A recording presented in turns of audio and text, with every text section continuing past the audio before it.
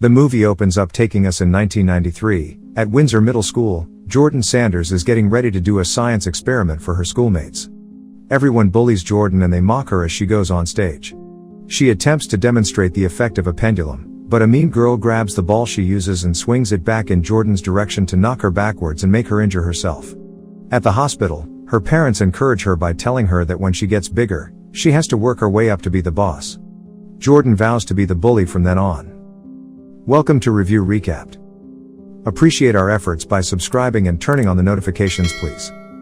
It means us a lot. Spoilers ahead. Enjoy. In the next scene we see that Jordan has grown up and now she is the CEO of her own tech company, JSI. She has made her own Alexa-like virtual assistant called Homegirl to wake her up. She calls her put-upon human assistant April Williams, angrily reprimanding her for not telling the housekeeper to set her slippers at a specific angle and position. April deals with Jordan being, well, a bitch, on a regular basis, as does everyone that works under her. Jordan also has a sexual relationship with a guy named Trevor, but while he wants something more from their relationship, Jordan is only interested in the physical aspect.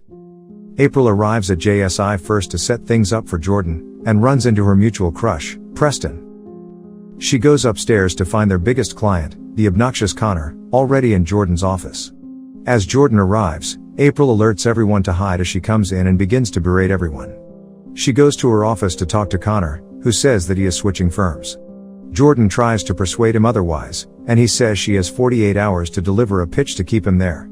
Jordan later gathers everyone for a meeting, but she ruthlessly bullies her employees when they pitch their ideas. After the meeting, she goes downstairs and bumps into Stevie, Marley Taylor, the daughter of the donut truck guy. She tries to do a magic trick, but Jordan is cold and nasty to her. Stevie tells Jordan off for her behavior and then grabs her wand and playfully makes a wish for Jordan to be her age. Jordan experiences a strange sensation and leaves. The next morning, Jordan has transformed into her 13-year-old self. It takes her a while to realize it until everyone treats her like a child and doesn't recognize her. She runs back to her apartment and sees her reflection, horrified at the transformation. She calls April and has her go to her apartment to help her out. April is surprised to see what has happened. To make things even more complicated, a neighbor who saw kid Jordan thinks that she's adult Jordan's daughter and has called child services, and they sent Agent V. Jordan and April try to make up a story about how Jordan's dad is out of town and that her mom is a crackhead, while also making it seem like April is Jordan's aunt.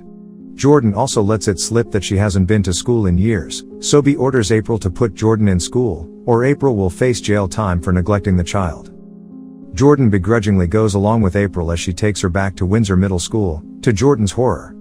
April borrows Jordan's clothes and is set to take over at work while Jordan is out. Jordan insults April in the parking lot, which leads her to spank Jordan. They then enter the school and meet Jordan's teacher, the handsome Mr. Gary Marshall. Jordan starts her class by trying to establish dominance, only to be taken down by the resident mean girl, Jasmine. Things only get worse during lunch when kids stick straws in Jordan's hair and force her to sit with the outcast kids, Isaac, Raina, and Devin. At work, April has a hard time getting everyone's attention as they freak out over losing a big client. Jordan calls April and tries to help her by telling her what to do, but April fails at that too when she tries to be crazy like Jordan, and just ends up looking foolish.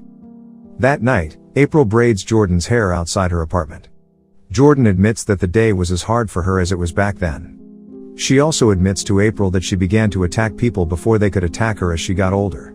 The music then turns on, and Trevor shows up to try and seduce adult Jordan.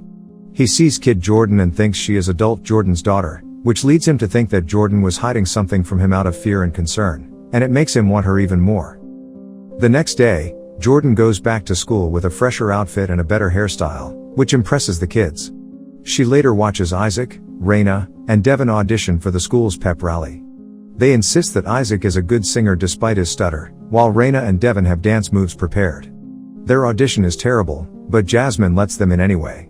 Jordan knows that Jasmine only said yes to them so they can be mocked in front of everyone, so she takes them out of school and goes to her apartment to give them nicer clothes and make them look cooler, and she tells them to skip the pep rally. Later, Trevor comes back to talk to Jordan about her mom. When he talks about himself personally, Jordan becomes impressed by the side of him she never knew. Before he leaves, they hug, but Jordan holds on for too long and makes him uncomfortable. Meanwhile, at work, April tries to have the team do another meeting, but Connor is there already. April tells him that she had an idea for an app called Discoverize. From what little Connor hears, he shows interest and says he will return the next day to hear the pitch. Jordan shows up at JSI to see April, and she learns that April tried to pitch her idea. Jordan is pissed since she thinks April is trying to steal her thunder, but April has had enough of Jordan's attitude and she quits on the spot. As Jordan leaves, she overhears her employees saying they hope she never returns. Later we see that Jordan goes back home and feels bad. While sitting on the rooftop, she gets a video from Raina as she and her friends are just watching the pep rally instead of performing. She drives herself to the school and goes to convince the trio to go up and perform. Jordan goes on stage to do a dance herself, only for Jasmine to turn on the fan and make paper fly in Jordan's face, causing her to fall. She shakes it off as her friends go up, and Isaac begins to beautifully sing a song from Dreamgirls. Raina and Devin join him to dance, and so does Jordan. April arrives with Stevie, whom she found after making some calls, and they watch as the other students become impressed by the performance and even clap along to it. It goes so well that even Jasmine is stunned. After the show, Jordan bids her new friends farewell before talking to Stevie. Jordan says she has learned her lesson, so Stevie tries to wish her back to normal. Unfortunately, nothing happens. Jordan and April go back to the apartment. Jordan apologizes to April for how she's treated her, and she vows to support her as she pitches Discoverize, as she admits that April is her first real friend. In the morning, Jordan has turned back into an adult. Elated, she returns to work and stands behind April as she pitches her idea to Connor. Not long into the presentation, Connor decides to pass. The other coworkers leave, thinking they are going to lose their jobs.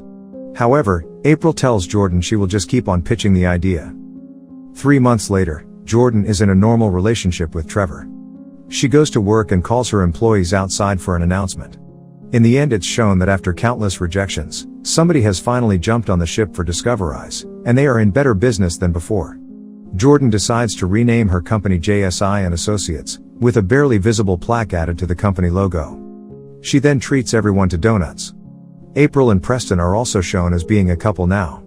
Jordan is then visited by Isaac, Raina, and Devin, none of whom are aware of who Jordan was. They all get together and start dancing. Thanks for watching. Hope you enjoyed.